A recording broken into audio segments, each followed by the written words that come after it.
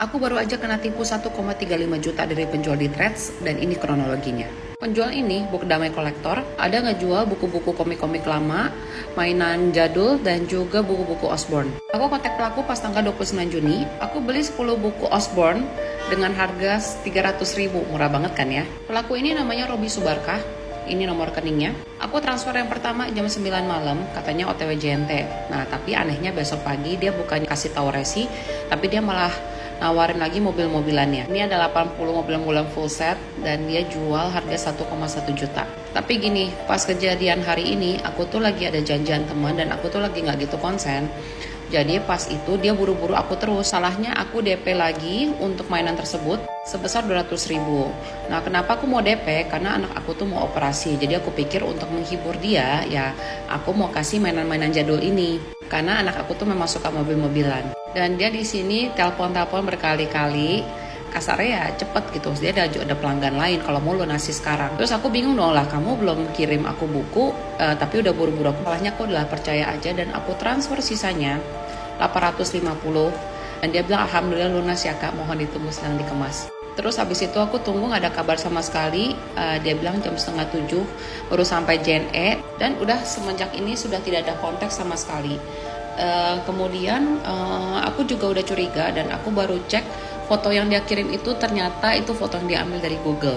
Untuk foto JNE-nya ya, tapi kalau untuk tintinnya sih enggak ya.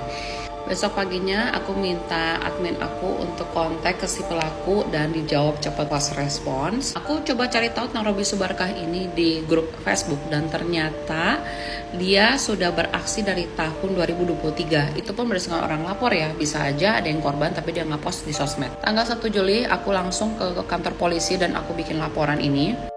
Permasalahan berikutnya adalah aku transfer itu pakai dua rekening yang berbeda. Yang 300.000 yang pertama itu ditransfer oleh suamiku dari rekening Cbank. Sedangkan yang transfer kedua dan ketiga itu aku pakai Flip. Aku transfer dari BCA melalui Flip. Nah, jadinya pas aku hubungin rekening Ina Perdana, rekeningnya si pelaku si ini Robi Subarkah ini, mereka bilang kalau harus ada laporan dari bank yang bersangkutan, dari bank yang mentransfer.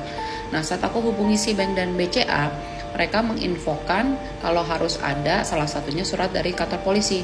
Akhirnya, tanggal 1 Juli aku langsung kantor polisi dan aku buat laporan. Di grup Facebook ini ada yang sempat share KTP-nya Robi Subarkah dan saat aku cek di kantor polisi, KTP-nya aktif.